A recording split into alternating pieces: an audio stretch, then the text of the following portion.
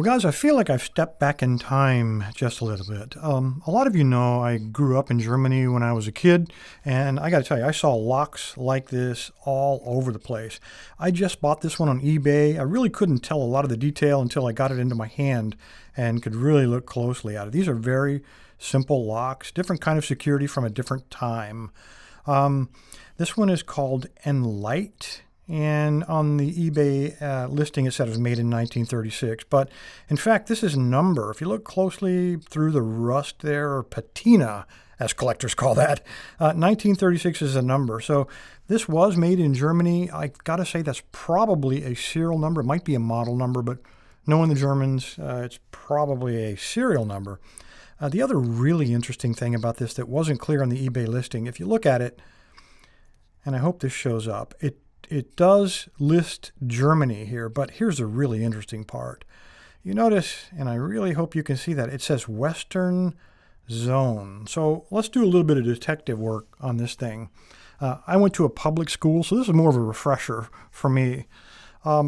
After World War II, Germany was divided up into 4 different parcels. The easternmost was managed by the Soviets, and that later became East Germany. The British had the northern part, the French had the western part nearest to France, and the U.S. had the southern part. And those 4 entities controlled those zones, and hence the name zone here, from mid-1945 after World War II up until May of 1949, when at least the western part became the Federated Republic of West Germany. So that helps us date this lock. So it's between 70 and 73 years old. This had a different time, a different type of security. When you take a look at this key, you notice, I'll turn this a little bit so you can see it, it's kind of a weird shaped key. It's just a bent piece of stamped metal, and it's been punched here to align with that keyway, and even today, 70 to 73 years later, this thing works perfectly. So let's go ahead and lock it back up and take a closer look at the key. When I looked at this key very closely, notice the wear mark right there.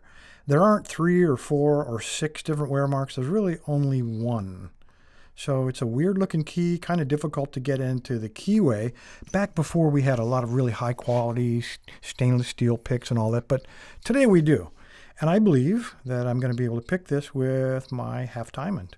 And this is by multi-pick. What I'm going to do is simply slide it into the keyway and rotate. I'm just going to turn it so it's kind of, let me pop it out. It's going to be off to the side there. I believe I can find that single lever with the top of the pick, and we probably should be able to activate this, would be my guess.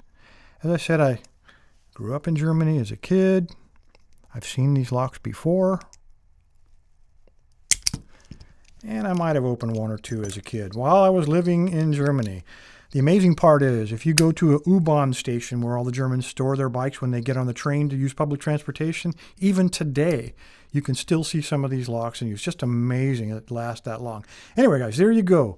The Enlight from the Western Zone of Germany. Appreciate your time, guys. Stay safe. Stay legal. Each of these videos takes 4 to 6 hours to record, edit, and publish, so I'd really appreciate it if you show your support by subscribing and clicking on the like button.